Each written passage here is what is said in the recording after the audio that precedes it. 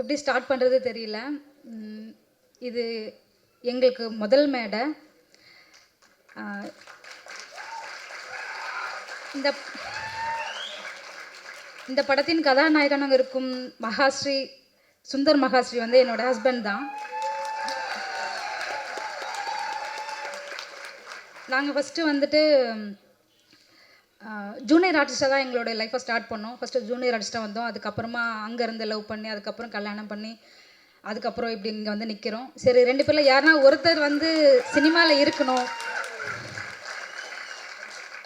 அதனால் நான் வேலைக்கு போக ஸ்டார்ட் பண்ணிட்டேன். ஸோ அவங்க அப்போலேருந்து இப்போ வரைக்குமோ சினிமா சினிமா அப்படி தான் இருந்தது. இந்த இடத்துக்கு வர்றதுக்கு நாங்கள் ரொம்பவே கஷ்டப்பட்டிருக்கோம். அவர் ஃபஸ்ட்டு ஒரு ஆக்டராக தான் அவங்களோட லைஃப்பை ஸ்டார்ட் பண்ணாங்க. ஆனால் வந்துட்டு ஈஸியாக கிடைக்காதுன்னு தெரிஞ்சது. அதுக்கப்புறமா ஓகே, அவங்க வந்து அவங்களே வந்துட்டு தயார்படுத்திக்கிட்டாங்க. எல்லா விதத்துலேயும் எல்லா ஒர்க்கும் கற்றுக்கிட்டாங்க. டைரக்டராகவும் நிறைய கதையை ரெடி பண்ணி அதுக்கப்புறமா ஒரு ப்ரொடக்ஷனும் போயிட்டு ஸ்டார்ட் பண்ணி கேட்டுருது ரொம்பவே ட்ரை பண்ணாங்க. அது நடக்கிறதுக்கே பல வருஷம் ஆச்சு. ஸோ ஒரு வாட்டியும் அதனாலவே அவரோட சோகத்தை சொல்லும் போது ரொம்ப கஷ்டமாக இருக்கும். அதனால எங்களுக்குள்ள சண்டை கூட வந்திருக்கு. ஏன்னா எவ்வளோ போயிட்டு கதை சொல்லும் போது ப்ரொடியூசர்ஸ் வந்துட்டு கேட்டுட்டு டக்குன்னு ஓகே பண்ண மாட்டாங்க. வெயிட் பண்ணுங்க அப்படின்னு சொல்லிட்டு எவ்வளவோ ஏறி இறங்கியிருக்காங்க. சரி, அதுக்கப்புறமா நம்ம என்ன பண்ணலாம் அப்படின்னு சொல்லி தான் சரி ஓகே நம்மளால் என்ன பண்ண முடியும், சரி எவ்வளோ ஆகும், பட்ஜெட் எவ்வளோ ஆகும் அப்படின்னு பார்த்து ஹஸ்பண்ட்காக ப்ரொடக்ஷன் சரி ஓகே ஸ்டார்ட் பண்ணுவோம் அப்படின்னு சொல்லிட்டு தான் ஸ்டார்ட் பண்ணது. இதில் என்னோட உழைப்பு மட்டும் இல்லை, மகாலட்சுமி அம்மாவோட உழைப்பும் தான் இருக்குது. என்னோட மாமியார் அவங்களோட உழைப்பும் தான் இருக்குது. அவருக்கு எப்படி நான் சப்போர்ட்டோ அதே மாதிரி அம்மாவும் எங்களுக்கு சப்போர்ட் தான். ஸோ அவங்க மூலமாக தான் இவ்வளோ தூரம் நாங்கள் வந்து நிற்கிறோம். என்னன்னா அது மட்டும் இல்லாமல் இந்த படத்தை வந்து நாங்கள் 20 நாளில் ஷூட் பண்ணி முடிச்சிட்டோம். அதுக்கு மெயின் ரீசனே வந்துட்டு நம்மளோட டீம் தான். இந்த படத்தில் இருக்கிற டீம் தான். எல்லாருமே வந்து அவங்களுடைய சப்போர்ட்டை வந்து ரொம்பவே நிறையவே கொடுத்துருக்காங்க. எந்த அளவுக்கு சீக்கிரமாக முடிக்க முடியும் அப்படின்றது அவங்க கொடுத்த ஒத்துழைப்பினால தான். இந்த படத்தை ஈஸியாக ஸ்டார்ட் பண்ணல. அதுக்கப்புறமா சரி நம்மளால் மட்டுமே ஸ்டார்ட் பண்ண முடியாது அப்படின்னு சொல்லிட்டு நாங்களும் சரி என்ன பண்ணலாம் அப்படின்னும் போது தான் நமக்கு லக்ஷ்மண் சார் வந்தாங்க. ஸோ அதுக்கப்புறமா பேசணும், டக்குன்னு டிஸ்கஸ் பண்ணோம், ஓகே போகலாம் அப்படின்னு சொல்லிட்டு அவங்களும் வந்துட்டு அவ்வளோ நம்பிக்கையாக வந்துட்டு டக்குன்னு இறங்கினார். அதுக்காக லக்ஷ்மண் சாருக்கு நன்றி சொல்லிக்கிறேன். இங்கே இந்த டீமில் இருக்க எல்லாருக்குமே நன்றி சொல்லிக்கிறேன். ஏன்னா அவங்களோட ஒத்துழைப்பு இல்லைன்னா இவ்வளோ சீக்கிரம் இந்த படத்தை முடிச்சிருக்க முடியாது. ஒரே ஒரு ரெக்வஸ்ட் என்னன்னா, ப்ரொடியூசருங்களுக்கு சொல்கிறேன், டைரக்டருங்க வந்து உங்ககிட்ட கதை சொல்ல வராங்கன்னா ஒரே ஒரு கதை மட்டும் வச்சுட்டு சொல்ல வரல. ஸோ அவங்கக்கிட்ட நிறையா கதை இருக்கும். நீங்கள் என்ன கதை எதிர்பார்க்குறீங்கன்றதை சொன்னீங்கன்னா அவங்க உங்களுக்கு தேவையான கதையை சொல்லுவாங்க. நீங்கள் எதுவுமே சொல்லாமல் அவங்க சொல்கிற கதையை வந்து நீங்கள் எதிர்பார்க்குற கதையே இல்லைன்னு சொல்லிட்டு வேண்டாம் இல்லை அப்புறம் பார்ப்போம் அப்படின்னு சொல்லிடுறீங்க. அவங்களுக்கு கிடைக்கிறது அந்த ஒரு வாய்ப்பு தான். அதனால் நீங்கள் என்ன மாதிரி கதை எதிர்பார்க்குறீங்கன்னு சொன்னீங்கன்னா அவங்க அந்த கதையை சொல்லும் போது உங்களுக்கு பிடிச்சிரும் ஓகே அப்படின்னு சொல்லிட்டு நீங்கள் அந்த டைமில் நீங்கள் உங்களுக்கு பிடிச்சிருந்துச்சின்னா அவங்களுக்கு அப்போ வந்து அவங்களுக்கு ஒரு லைஃப் கிடச்சிருக்கும். அது மட்டும் இனிமேல் கொஞ்சம் பார்த்து பண்ணால் நல்லாயிருக்கும். எதனா தப்பாக பேசியிருந்தா மன்னிச்சிடுங்க. ஏன்னா ஒரு டேரக்டர் எவ்வளோ வந்து கஷ்டப்பட்டிருக்காங்கன்னு சொல்லிட்டு எங்கள் ஹஸ்பண்ட் கூட இருந்ததுனால எனக்கு தெரிஞ்சது. சரி நம்மளால் என்ன பண்ண முடியுன்றதுனால நான் ஹெல்ப் பண்ணியிருக்கேன், அதனால சொல்கிறேன். அதுக்கப்புறம் இந்த படம் நல்லபடியாக முடிஞ்சிருச்சு. எல்லோரும் தியேட்டருக்கு போய் பாருங்கள், ரொம்பவே நல்லா வந்திருக்கு. அது மட்டும் இல்லாமல் இன்னொரு படமும் இதுக்கு அடுத்து ஸ்டார்ட் பண்ணியாச்சு. இன்னும் கொஞ்சம் ஒர்க் போய்கிட்டு இருக்கு. நம்ம இதில் வந்துட்டு எல்லாருமே வந்துட்டு நிறைய பேர் வந்துட்டு நியூ ஃபேஸ் தான் இருக்கும். ஸோ அதனால் வந்துட்டு யாராக இருந்தாலும் நம்மளோட ப்ரொடக்ஷனில் வந்துட்டு ஏதாவது நடிக்கணும் அப்படின்னு இருந்துச்சுன்னா ட்ரை பண்ணலாம். எங்களோட சப்போர்ட் உங்கள் எல்லாருக்குமே இருக்கும். உங்களோட சப்போர்ட்டும் எங்களுக்கு தேவை. ஸோ இப்போ தான் எங்களுடைய லைஃப்பை நாங்கள் ஸ்டார்ட் பண்ணியிருக்கோம். அவ்வளோதான். நன்றி, வணக்கம். பெரியவங்க எல்லாருக்கும் வணக்கம். இதோட நான் ஃபஸ்ட்டு மேடை. என்ன மாதிரி நிறைய நியூ பேசஸ்லாம் நிறைய வந்துட்டுருக்காங்க. எல்லாருக்கும் சப்போர்ட் பண்ணுங்கள். ஃபஸ்ட்டு ஒரு விஷயத்தை நான் ஷேர் பண்ணணும்னு நினைக்கிறேன். இந்த பூஜை போட்ட மறுநாள் போன பாருங்கள், ஆக்சிடெண்ட் ஆகிடுச்சு. ஆக்சிடெண்ட் ஆகிட்டு பாதி படம் மேலே முடிஞ்சிருச்சு. அப்போ சுந்தர் சொன்னார், நீங்கள் வர வரைக்கும் உங்களோட போர்ஷன்ஸ் வெயிட் பண்ணிகிட்ருக்கோம், அது நீங்கள் தான் பண்ணணும், உங்களால் பண்ண முடியும் அப்படின்ற ஒரு வார்த்தை வந்து நமக்கு எவ்வளோ பெரிய சப்போர்ட் இல்லையா? நம்ம நிறையா பர்சன்ஸ் பார்க்குறோம், மீடியாவில் எல்லாரையும் பண்ணுறோம். முடியாமல் நடக்க முடியாமல் வந்து திரும்ப நான் என்ட்ரி கொடுத்து திரும்ப அந்த ப்ராஜெக்டை நான் கம்ப்ளீட் பண்ணியிருக்கேன். ஏன்னா தனியாக கோல் பண்ணுறதுக்கும் ஒரு கேங்காக ஒரு குரூப்பாக இருந்து எல்லாரையும் சப்போர்ட் பண்ணுறதுக்கும் எங்கள் பிள்ளைங்கள பார்க்குறதுக்கு ரொம்ப ஆசையாகவும் ஆச்சரியமாகவும் இருக்குது. ஏன்னா கூடவே இருந்துட்டு ஸ்க்ரீனில் பார்க்கும்போது ரொம்ப அழகாக தெரியுறானுங்க, ரொம்ப சூப்பராக பண்ணியிருக்காங்க. ஏன்னா யங்ஸ்டர்ஸ் எல்லாரையும் புதுசாக வரவங்க எல்லாரையும் சப்போர்ட் பண்ணுங்கள். மீடியா எல்லாருக்கும் ரொம்ப வரவேற்பு கொடுங்க. Thank you so much. அனைவருக்கும் இனிய காலை வணக்கம். ரொம்ப நன்றி சொல்லணும். யாருக்குன்னா ராஜ் கண்ணாயிரம் டைரக்டர் சார் அவங்க தான் என்னை ஃபஸ்ட்டு செலக்ட் பண்ணாங்க. ஸோ ரொம்ப ரொம்ப நன்றி சார், ரொம்ப நன்றி.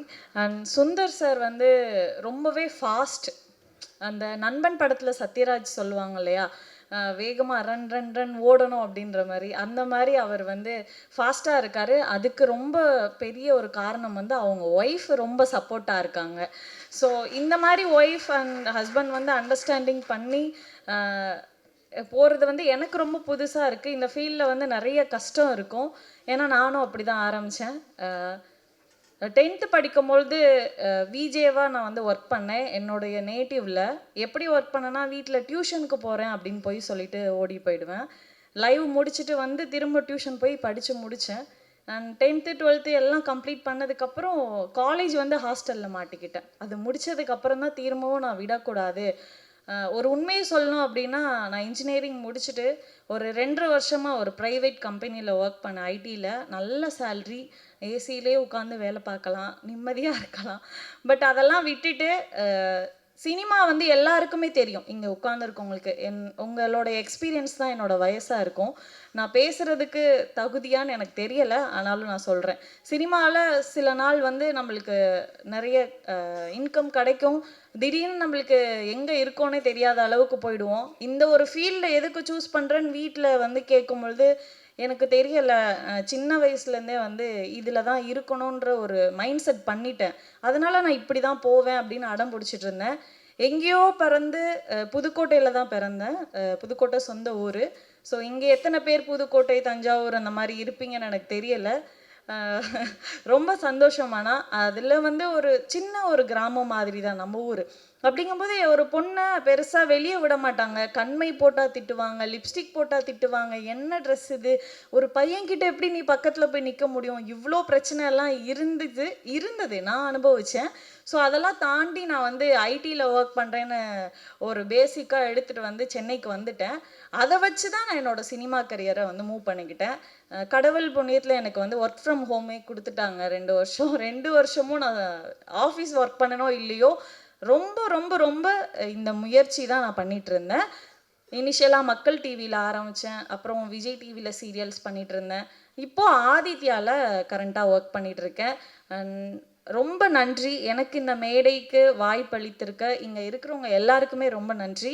நிறைய பேசணும்னு தோணுது, பட் டைம் கம்மியாக இருக்கனால சீக்கிரமாகவே முடிச்சுக்கிறேன்.